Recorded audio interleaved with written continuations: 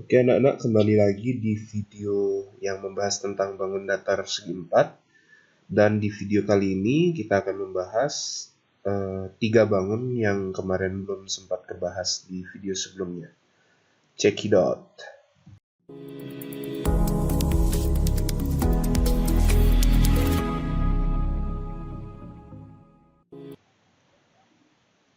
Oke, jadi yang pertama kita akan bahas layang-layang mulai dari sifat-sifatnya. Di sini ada 6 sifat layang-layang yang Bapak tampilkan. Yang pertama adalah memiliki 2 pasang sisi yang sama panjang. Oke, sisi-sisi yang sama panjang itu adalah yang pertama, sisi DC itu sama dengan sisi CB. Yang kedua, sisi DA atau AD sama panjang dengan sisi AB. Oke, yang kedua, titik yang diapit sisi sama panjang disebut puncak layang-layang. Oke, titik yang diapit berarti sisi sama panjang yang pertama ini. Yang kedua ini berarti titiknya adalah ini. Itu namanya titik puncak ya. Yang kedua ini yang sama panjang. Maka titik puncak berikutnya adalah ini. Oke, seperti itu. Berikutnya memiliki sepasang sudut yang sama besarnya. Oke, sudut yang sama besarnya itu adalah yang pertama. Yang ini dengan ini. Itu satu pasang. Pasangan berikutnya ini. Oke, yang berikutnya memiliki 2 buah diagonal yang saling tegak lurus. Oke, diagonal yang pertama ada CB ini. Lalu ada BD ya. Ini bisa kita sebut biasanya D1 gitu. Diagonal 1 berarti apa tuh? Ini ya, CA AC. Lalu diagonal 2-nya boleh BD atau DB. Itu ya. Nah, yang dimaksud dengan tegak lurus berarti di sini siku-siku. Gitu ya. Oke, berikutnya diagonal yang menghubungkan sudut-sudut puncak membagi diagonal lainnya menjadi 2 bagian yang sama panjang. Diagonal yang menghubungkan sudut puncak berarti ini ya. Ini membagi diagonal lainnya menjadi 2 bagian yang sama panjang. Berarti ini sama panjang. Oke. Diagonal yang menghubungkan sudut puncak kan ini dia. Nah, membagi 2 diagonal yang lainnya. Berarti ini. Ini sama panjangnya. Oke. Lalu yang terakhir, diagonal yang menghubungkan sudut-sudut puncak membagi sudut-sudut puncak menjadi 2 bagian yang sama besar. Berarti sudutnya ya. Berarti ini lagi. Sorry. Ini. Nah, itu sudutnya sama besar. Nah, karena ini membentuk segitiga sama kaki, berarti di sini juga sama besar. Ini juga sama kaki. Di sini juga sama besar. Seperti itu. Oke ya, itu penjelasan untuk sifat-sifat layang-layang.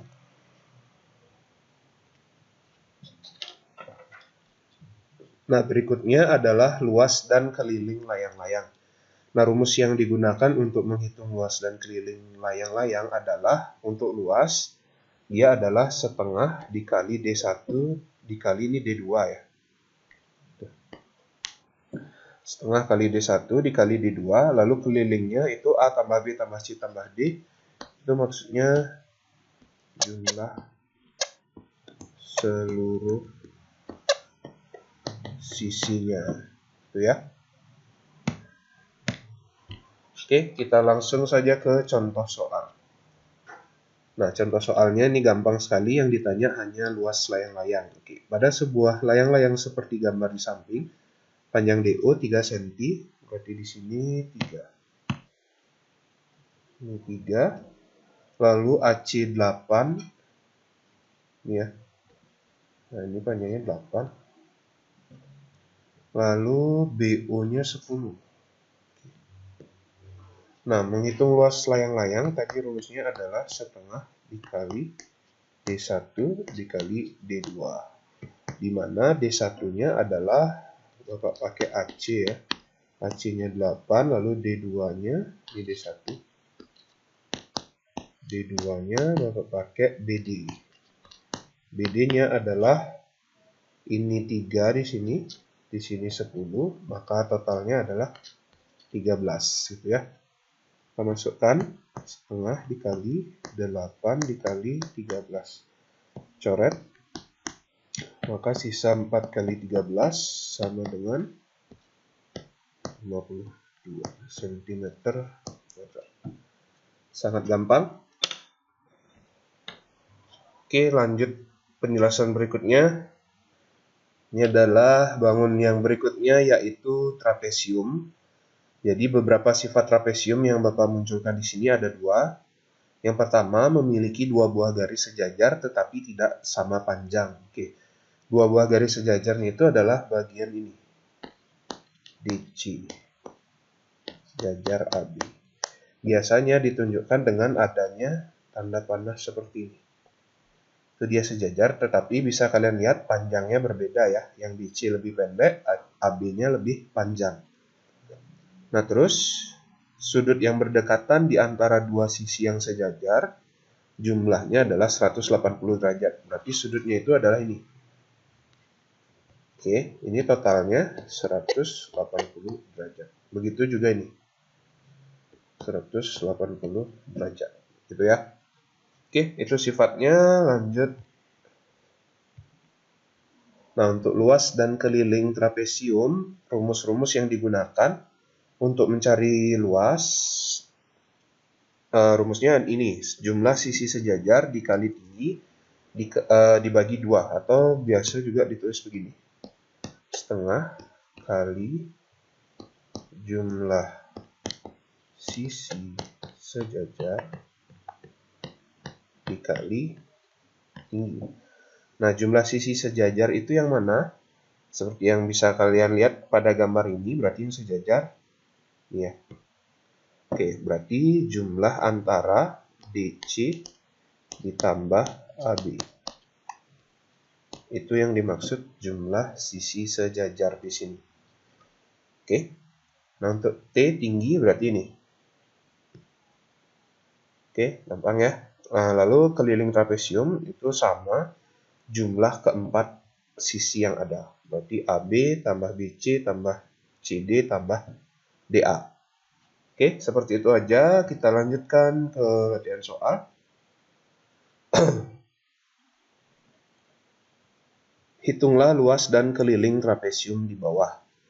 Oke, untuk mencari luas, itu kan tadi rumusnya setengah dikali jumlah sisi sejajar dikali tinggi. Oke, masukkan angkanya. Setengah dikali jumlah sisi sejajar. Berarti sisi yang sejajar itu adalah ini. Ups, oke. Ya, berarti 8 ditambah 13 dikali tingginya adalah 4. Oke, kita langsung hitung. Setengah dikali 8 tambah 13 itu adalah 21 dikali 4. Ini bisa dicoret. Maka luasnya adalah 42. Oke, seperti itu. Nah, lalu keliling. Keliling berarti jumlah keempat sisinya ya. Berarti 8 tambah 7 tambah 13 tambah 5. 8 tambah 7 tambah 13 tambah 5. 8 tambah 7 itu adalah 15. 15 ditambah 13 itu adalah 28. 28 tambah 5 adalah 33. Oke, sangat mudah. Berikutnya.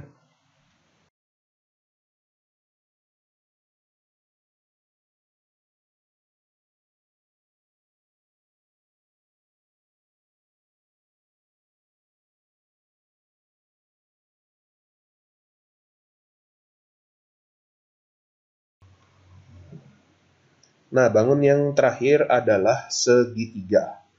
Di sini ada jenis-jenis 3 dibagi berdasarkan panjang sisinya yang pertama, yang kedua berdasarkan besar sudutnya.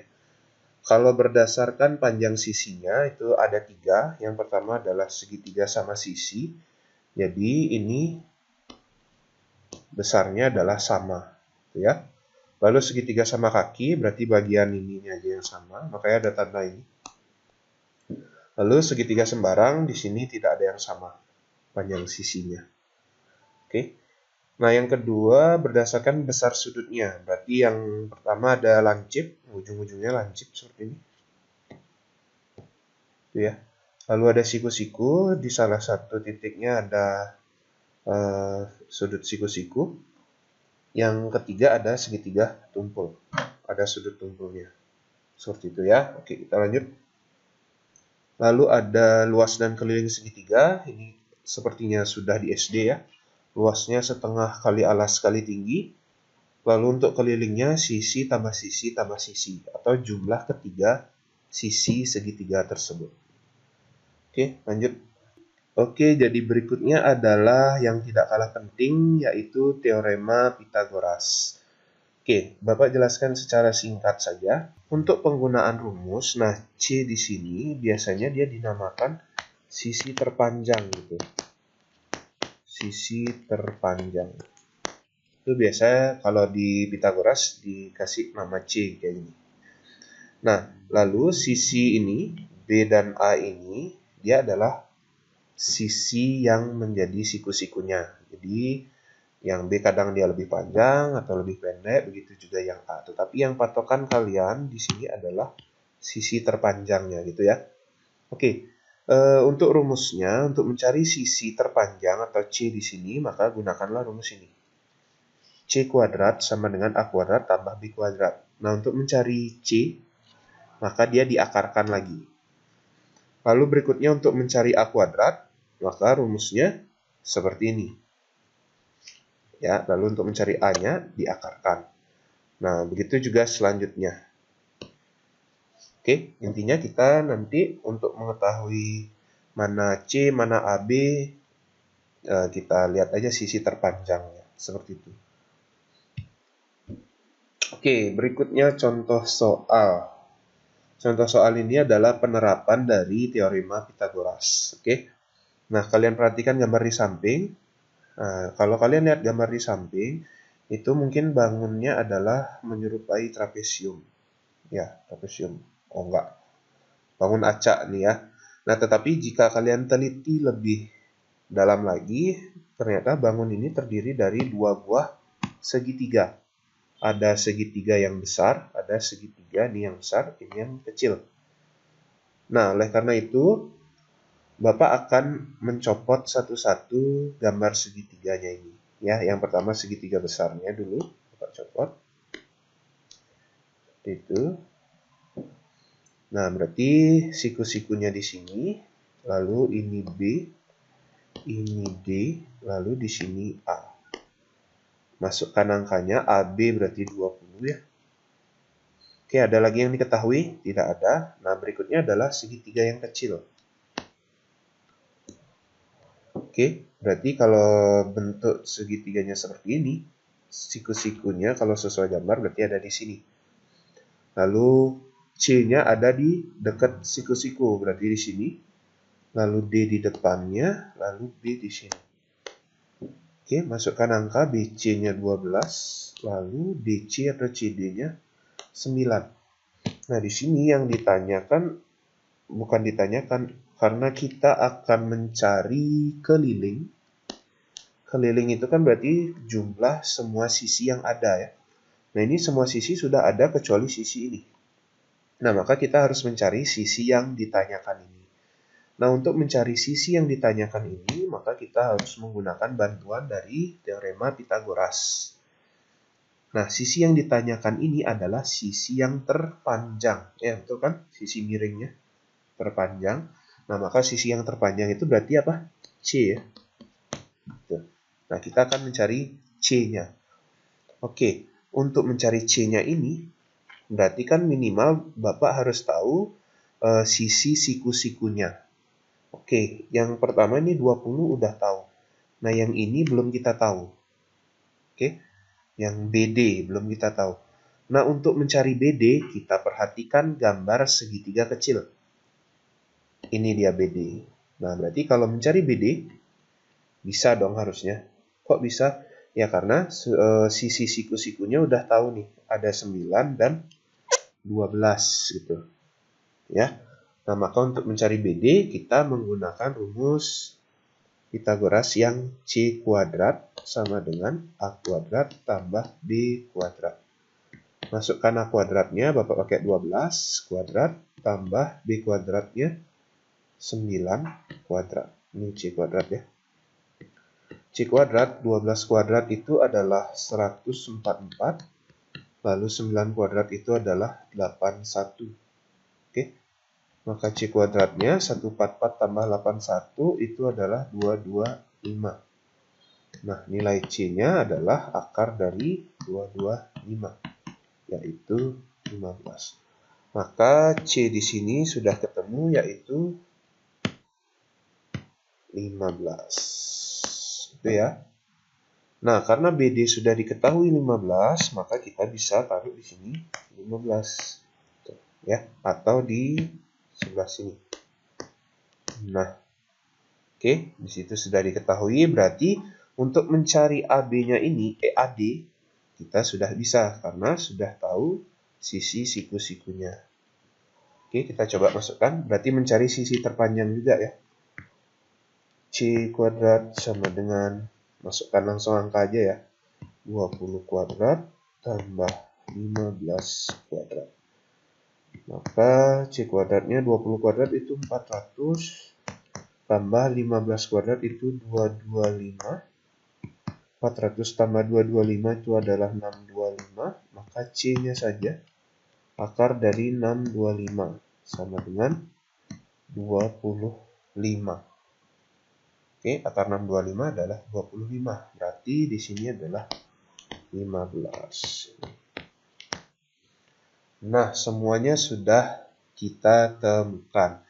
Untuk mencari apa nih yang ditanya? Luas dan keliling ya. Nah, untuk mencari luasnya berarti karena di sini kita perhatikan kalau mencari luas bangun di samping kan bangun apa itu nggak tahu gitu. Nah, maka kita bisa gunakan mencari luas dari kedua buah segitiga tersebut. Ada yang tadi segitiga besar, ada yang segitiga kecil. Nah, Bapak jadiin luas 1 ya.